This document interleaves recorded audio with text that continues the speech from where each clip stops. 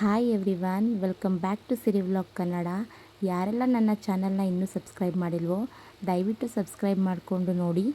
ನನ್ನ ವಿಡಿಯೋ ಇಷ್ಟವಾದಲ್ಲಿ ಒಂದು ಲೈಕ್ ಮಾಡಿ, ಶೇರ್ ಮಾಡಿ, ಕಮೆಂಟ್ ಮಾಡಿ. ಇದು ಸಂಡೇ ವ್ಲಾಗ್ ಆಗಿರುತ್ತೆ. ಸಂಡೇ ಸ್ಪೆಷಲ್ ಏನಾದರೂ ಮಾಡೋಣ ಅಂತ ಹೇಳಿ ನಮ್ಮ ಯಜಮಾನರು ಚಿಕನ್ನು, ಫಿಶ್ಶು ಎಲ್ಲ ತೊಗೊಂಡು ಬಂದಿದ್ದರು. ಹಾಗಾಗಿ ಚಿಕನ್ ಬಿರಿಯಾನಿ, ಫಿಶ್ ಸಾಂಬಾರ್ ಹಾಗೆ ಫಿಶ್ ತವಾ ಫ್ರೈ ಮಾಡೋಣ ಅಂತ ಹೇಳಿ ರೆಡಿ ಮಾಡ್ಕೊತಾ ಇದ್ದೀನಿ. ಮೊದಲಿಗೆ ಇಲ್ಲಿ ಚಿಕನ್ ಬಿರಿಯಾನಿ ಮಾಡ್ಕೊಳ್ಳೋದಕ್ಕೆ ಒಂದು ಅರ್ಧ ಕೆಜಿಯಷ್ಟು ಚಿಕನ್ ತೊಗೊಂಡಿದ್ದೀನಿ. ಅದನ್ನ ಚೆನ್ನಾಗಿ ವಾಶ್ ಮಾಡಿ ಒಂದು 1/4 ಕಪ್ ಆಗುವಷ್ಟು ಮೊಸರು, ಸ್ವಲ್ಪ ಅರಿಶಿನ, ಒಂದು ಅರ್ಧ ಸ್ಪೂನಷ್ಟು ಚಿಲ್ಲಿ ಪೌಡರು, ಒಂದು ಅರ್ಧ ಸ್ಪೂನಷ್ಟು ಗರಂ ಮಸಾಲ ಹಾಕಿ ಚೆನ್ನಾಗಿ ಮಿಕ್ಸ್ ಮಾಡ್ಕೊತಾ ಇದ್ದೀನಿ. ಈ ಥರ ಮ್ಯಾರಿನೇಟ್ ಮಾಡೋದ್ರಿಂದ ಚಿಕನ್ನು ಜ್ಯೂಸಿಯಾಗಿರುತ್ತೆ ಮತ್ತು ಚೆನ್ನಾಗಿ ಮಸಾಲೆ ಎಲ್ಲ ಹಿಡಿಯುತ್ತೆ. ಹಾಗಾಗಿ ಒಂದು ಅರ್ಧ ಗಂಟೆ ಇದನ್ನು ಚೆನ್ನಾಗಿ ಮಿಕ್ಸ್ ಮಾಡಿ ಎತ್ತಿಟ್ಬಿಡಬೇಕು.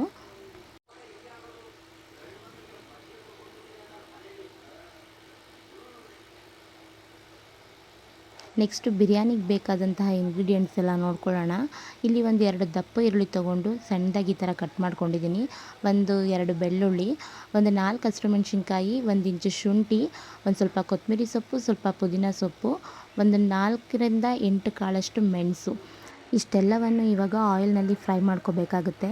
ಮೊದಲಿಗೆ ಬಾಣಲಿಗೆ ಸ್ವಲ್ಪ ಎಣ್ಣೆ ಹಾಕ್ಕೊಂಡು ಅದಕ್ಕೆ ಚಕ್ಕೆ, ಲವಂಗ, ಈರುಳ್ಳಿ, ಬೆಳ್ಳುಳ್ಳಿ, ಶುಂಠಿ, ಹಸಿರು ಮೆಣಸಿನ್ಕಾಯಿ ಎಲ್ಲ ಹಾಕ್ಕೊಂಡು ಹಸಿ ಸ್ಮೆಲ್ ಹೋಗೋವರೆಗೂ ಚೆನ್ನಾಗಿ ಫ್ರೈ ಮಾಡ್ಕೋಬೇಕಾಗುತ್ತೆ.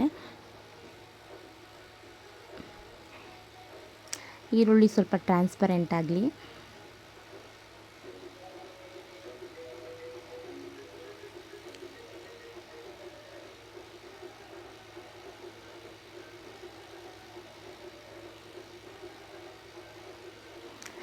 ಇದೆಲ್ಲ ಹಸಿ ವಾಸನೆ ಹೋದ್ಮೇಲೆ ಹಚ್ಚಿಟ್ಟಿರುವಂಥ ಕೊತ್ತಂಬರಿ ಸೊಪ್ಪು ಮತ್ತು ಪುದೀನ ಸೊಪ್ಪು ಹಾಕ್ಕೊಂಡು ಚೆನ್ನಾಗಿ ಬಾಡಿಸ್ಕೊಬೇಕು.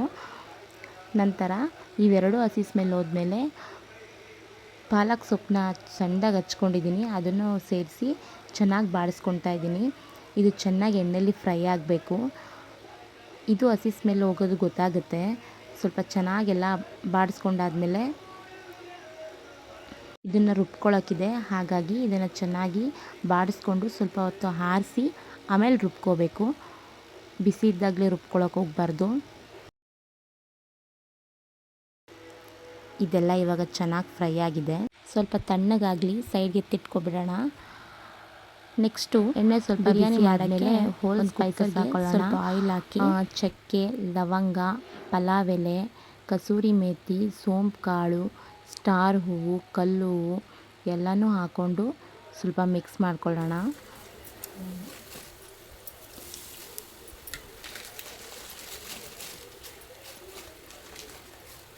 ನೆಕ್ಸ್ಟು 2 ದೊಡ್ಡ ಈರುಳ್ಳಿನ ಈ ಥರ ಕಟ್ ಮಾಡಿ ಹಾಕ್ಕೊಂಡಿದ್ದೀನಿ. ಸ್ವಲ್ಪ ಎಣ್ಣೆಲಿ ಚೆನ್ನಾಗಿ ಫ್ರೈ ಮಾಡಿ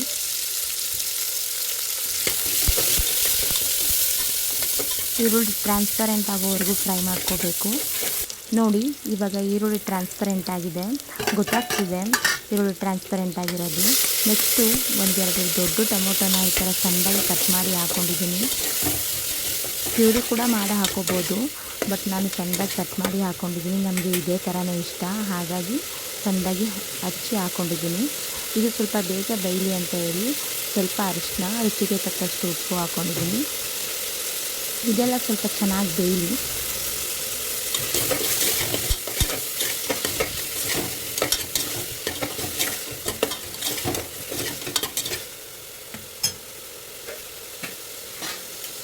ನೆಕ್ಸ್ಟು ಮ್ಯಾರಿನೇಟ್ ಮಾಡ್ಕೊಂಡಿದ್ವಲ್ಲ ಚಿಕನ್ನು, ಇವಾಗ ಅದನ್ನು ಹಾಕ್ಕೊಳ್ಳೋಣ. ಅದನ್ನು ಹಾಕ್ಕೊಂಡು ಚೆನ್ನಾಗಿ ಮಿಕ್ಸ್ ಮಾಡಿ ಸ್ವಲ್ಪ ಎಣ್ಣೆ ಬಿಡೋವರೆಗೂ ಫ್ರೈ ಮಾಡ್ಕೋಬೇಕಾಗತ್ತೆ.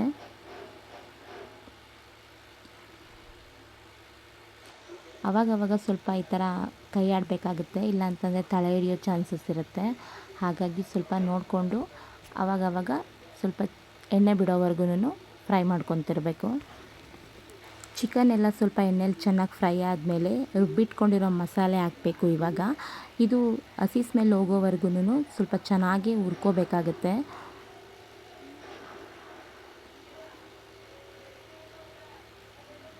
ಈ ಪಾಲಕ್ ಸೊಪ್ಪಿನ ಘಮನೇ ಬೇರೆ, ಇದ್ರ ಟೇಸ್ಟೇ ಬೇರೆ. ಎಷ್ಟು ಚೆನ್ನಾಗಿರುತ್ತೆ ಅಂತಂದರೆ ಇವಾಗ ಅದ್ರ ಘಮನೇ ತುಂಬ ಚೆನ್ನಾಗೆ ಫ್ರೈ ಆಗ್ತಿದ್ರೆ ತುಂಬ ಚೆನ್ನಾಗಿ ಬರ್ತಿರುತ್ತೆ. ಈ ಥರ ಫ್ರೈ ಮಾಡುವಾಗ ಅದರ ಅರೋಮನೆ ಬೇರೆ. ತುಂಬ ಚೆನ್ನಾಗಿರುತ್ತೆ ಪಾಲಕ್ ಬಿರಿಯಾನಿ. ನಮ್ಮನೇಲಿ ಅವಾಗವಾಗ ಮಾಡ್ತಾಯಿರ್ತೀವಿ. ತುಂಬ ಇಷ್ಟಪಡ್ತಾರೆ ನಮ್ಮ ಯಜಮಾನ್ರು ಅಷ್ಟೇ, ನನ್ನ ಮಗಳೂ ಅಷ್ಟೇ ಸಿಕ್ಕಾಪಟ್ಟೆ ಇಷ್ಟಪಟ್ಟು ತಿಂತಾರೆ. ಹಾಗಾಗಿ ಬಿರಿಯಾನಿ ಮಾಡ್ತಾಯಿರ್ತೀವಿ ಅವಾಗವಾಗ. ಇದೆಲ್ಲ ಸ್ವಲ್ಪ ಚೆನ್ನಾಗಿ ಬೇಯಲಿ, ಕಲರ್ ಚೇಂಜ್ ಆಗುತ್ತೆ, ಆವಾಗ ನಿಮಗೆ ಗೊತ್ತಾಗುತ್ತೆ. ನೋಡಿ ಇವಾಗ ಕಲರ್ ಚೇಂಜ್ ಆಯಿತು. ಈ ಟೈಮಲ್ಲಿ ನಾವು ತೊಳೆದಿಟ್ಟಿರುವಂಥ ಅಕ್ಕಿನ ಹಾಕ್ಕೊಂಡು, ಇದು 1:2 ರೇಷಿಯೋದಲ್ಲಿ ನಾನು ನೀರು ಹಾಕಿದ್ದೀನಿ. 1 ಲೋಟ ಅಕ್ಕಿಗೆ 2 ಗ್ಲಾಸ್ ನೀರು ಹಾಕಿದ್ದೀನಿ. ನಮ್ಮ ಮನೇಲಿ ನಾವು 3 ಜನ ಇರೋದ್ರಿಂದ ನಮಗೆ 1 ಗ್ಲಾಸ್ ರೈಸ್ ಸಾಕಾಗುತ್ತೆ ಒನ್ ಟೈಮ್ಗೆ.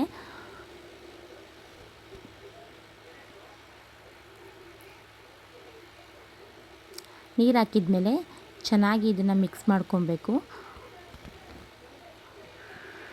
ಮಸಾಲೆ ಜೊತೆ ಎಲ್ಲ ಅಕ್ಕಿ ಬೆರಿಬೇಕಲ್ವ, ಹಾಗಾಗಿ ಚೆನ್ನಾಗಿ ಮಿಕ್ಸ್ ಮಾಡ್ಕೋಬೇಕು. ಚೆನ್ನಾಗಿ ಮಿಕ್ಸ್ ಮಾಡಿಕೊಂಡು ಇದು ಒಂದು ಕುದಿ ಬರೋವರೆಗೂ ವೆಯ್ಟ್ ಮಾಡಬೇಕು.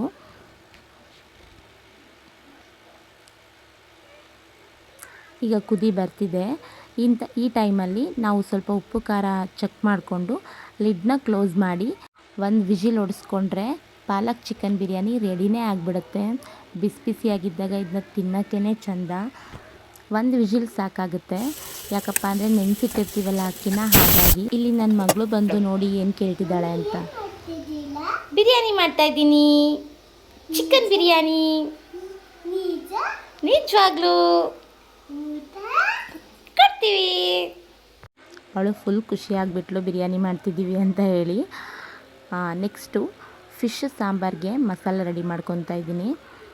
ಬೇಕಾಗಿರುವಂಥದ್ದು ತೆಂಗಿನಕಾಯಿ, ಟೊಮ್ಯಾಟೊ, ಈರುಳ್ಳಿ, ಬೆಳ್ಳುಳ್ಳಿ, ಒಂದಿಷ್ಟು ಕಡಲೆ, ಒಂದೇ ಒಂದು ಪೀಸ್ ಚಕ್ಕೆ, 1-2 ಲವಂಗ ಸಾಕು. ಜಾಸ್ತಿ ಹಾಕ್ಕೊಂಡ್ರೆ ಅದೇ ಫ್ಲೇವರ್ ಆಗುತ್ತೆ, ಹಾಗಾಗಿ ನಾವಿಷ್ಟೇ ಹಾಕೋದು.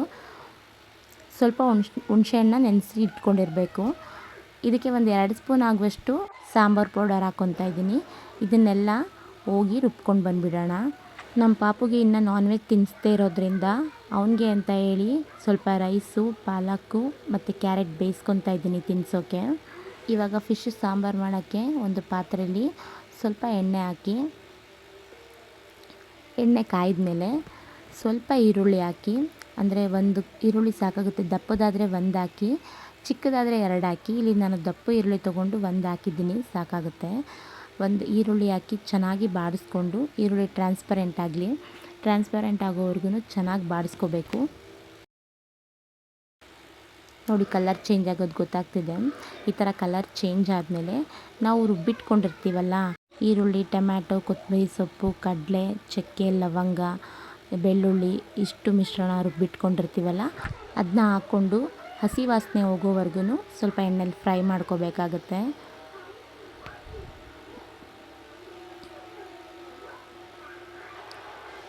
ಸ್ವಲ್ಪ ಆವಾಗವಾಗ ಕೈ ಆಡಿಸ್ತಾ ಇರಿ. ಸ್ವಲ್ಪ ಎಣ್ಣೆ ಸುತ್ತ ಬಿಡೋವರೆಗೂ ಫ್ರೈ ಮಾಡಿಕೊಂಡ್ರೆ ಸಾಕಾಗುತ್ತೆ.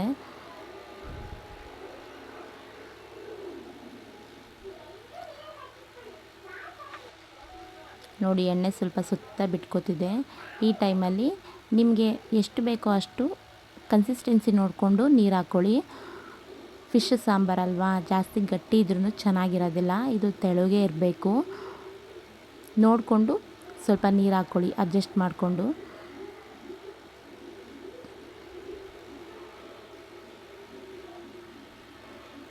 ಈ ಟೈಮಲ್ಲಿ ಸ್ವಲ್ಪ ಉಪ್ಪು ಖಾರ ಎಲ್ಲ ಕರೆಕ್ಟಾಗಿದೆಯಾ ನೋಡ್ಕೊಳ್ಳಿ.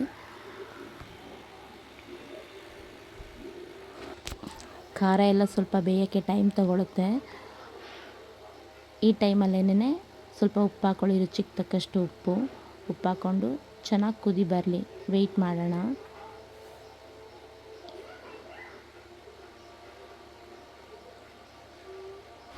ನೋಡಿ ಇವಾಗ ಚೆನ್ನಾಗಿ ಕುದಿ ಬರ್ತಿದೆ.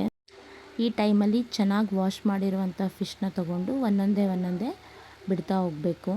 ಒಟ್ಟಿಗೆ ಹಾಕಬೇಡಿ, ಸಾಂಬಾರಲ್ಲೆಲ್ಲ ಮಿಕ್ಸ್ ಆಗಬೇಕಲ್ವ, ಹಾಗಾಗಿ ಒಂದೊಂದೇ ಹಾಕ್ತಾ ಹೋಗಿ.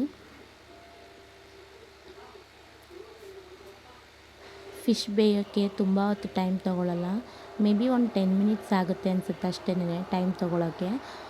ಹಾಗಾಗಿ ಮುಂಚೆನೇ ಸ್ವಲ್ಪ ಸಾಂಬಾರೆಲ್ಲ ಚೆನ್ನಾಗಿ ಬೇಯಿಸ್ಕೊಂಡಿದ್ರೆ ಫಿಶ್ ಬೇಯಿಸ್ಕೊಳ್ಳೋಕ್ಕೆ ಅಷ್ಟು ಟೈಮ್ ತೊಗೊಳ್ಳೋದಿಲ್ಲ. ಫಿಶ್ಶು ಸ್ವಲ್ಪ ಚೆನ್ನಾಗಿ ಬೇಯ್ತಿದ್ದ ಹಾಗೇನೆ ಹುಣಸೆ ಹುಳಿ ನೆನೆಸಿಟ್ಕೊಂಡಿದ್ದೀವಲ್ಲ ಅದನ್ನು ಇವಾಗ ಹಾಕಬೇಕಾಗುತ್ತೆ.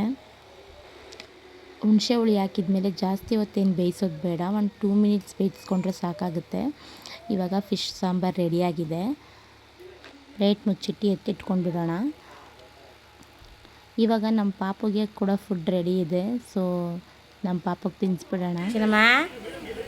ಅವನಿಗೆ ಈ ಥರ ಪಾಲಕ್ದು ರೈಸ್ ಅಂದರೆ ತುಂಬ ಇಷ್ಟ ಆಗುತ್ತೆ. ತಿಂತಾನೆ ಚೆನ್ನಾಗಿ, ಮಾಡಿದಾಗೆಲ್ಲ ತುಂಬ ಚೆನ್ನಾಗಿ ತಿಂತಾನೆ. ಸೊ ಹಂಗಾಗಿ ಇವತ್ತು ಅದನ್ನೇ ಮಾಡಿದ್ದೆ. ಮಕ್ಕಳನ್ನ ಆಟ ಆಡಿಸ್ಕೊಂಡು ಊಟ ಮಾಡಿಸೋಷ್ಟರಲ್ಲಿ ನಮಗೆ ಸಾಕಾಗುತ್ತೆ. ಇವತ್ತು ನನ್ನ ಮಗಳು ಬಂದಿದ್ದಾಳೆ ಕಂಪ್ನಿ ಕೊಡೋಕ್ಕೆ. ಆಯಿತು, ನಿಮ್ಮ ತಮ್ಮ ಅಂದರೆ ನಿಮ್ಗೆ ತುಂಬಾ ಇಷ್ಟ, ಅದು ನಮಗೂ ಗೊತ್ತು. ನಮ್ಮ ತಮ್ಮ ಅಂದರೆ ಇನ್ನೂ ಪ್ರೀತಿ ಪಡ್ತೀನಿ. ಆಯಿತು ಮಮ್ಮಿ. ನಮ್ಮ ತಮ್ಮ ಅಂದರೆ ಇನ್ನೂ ಬಿಟ್ಟೋಗಲ್ಲ ನಾನು. ಓಕೆ. ಎಷ್ಟೇ ಸಾಕು ಮಾಡಿದ್ರು ಮಕ್ಕಳನ್ನ ಆಟ ಆಡಿಸ್ಕೊಂಡು ಊಟ ಮಾಡಿಸೋದು ತುಂಬಾ ಚೆಂದ. ನನಗಂತೂ ಇಷ್ಟ ನನ್ನ ಮಗನ್ನ ಆಟ ಆಡಿಸ್ಕೊಂಡು ಊಟ ಮಾಡಿಸೋಕ್ಕೆ. ಸೊ ಹಾಗಾಗಿ ಪಾಪುಗೆ ಯಾವಾಗಲೂ ಆಟ ಆಡಿಸ್ಕೊಂಡು ಊಟ ಮಾಡಿಸ್ತಾ ಇರ್ತೀವಿ. ಇವತ್ತು ಸ್ವಲ್ಪ ನಿದ್ದೆಗಣ್ಣಲ್ಲಿರೋದ್ರಿಂದ ಇಲ್ಲೇ ಕೂರಿಸ್ಕೊಂಡು ತಿನ್ನಿಸ್ತಿದ್ದೀವಿ ಅಷ್ಟೇನೆ. ನಾನು ಅಡುಗೆಯಲ್ಲಿ ಬ್ಯುಸಿಯಾಗಿದ್ದೆ ಅಂತ ಅವನು ಮಲ್ಕೊಬಿಟ್ಟಿದ್ದ, ಅರ್ಧದಲ್ಲೇ ಎದ್ಬಿಟ್ಟ. ಎದ್ದಿದ್ದಕ್ಕೆ ನೋಡಿ ಯಾವ ಥರ ಮುಖ ಮಾಡ್ಕೊತಿದ್ದಾನೆ ಅಂತ. ಅವನು ನಿದ್ದೆಗಣ್ಣಲ್ಲಿದ್ದ, ಹಾಗಾಗಿ ಸ್ವಲ್ಪ ಇಲ್ಲೇ ಕೂರಿಸ್ಕೊಂಡು ನನ್ನ ಮಗಳನ್ನ ಕರ್ಕೊಂಡು ಆಟ ಆಡಿಸ್ಕೊಂಡು ಮಾಡಿಸ್ತಾ ಇದ್ದೀನಿ. ಇದಾಗಿತ್ತು ನನ್ನ ಸಂಡೇ ವ್ಲಾಗ್. ದಯವಿಟ್ಟು ಇಷ್ಟವಾದಲ್ಲಿ ಲೈಕ್ ಮಾಡಿ, ಶೇರ್ ಮಾಡಿ ಆ್ಯಂಡ್ ಸಬ್ಸ್ಕ್ರೈಬ್ ಮಾಡಿಕೊಂಡು ನೋಡಿ. ಮುಂದಿನ ವ್ಲಾಗಲ್ಲಿ ಸಿಗ್ತೀನಿ. ಟೇಕ್ ಕೇರ್, ಬಾಯ್.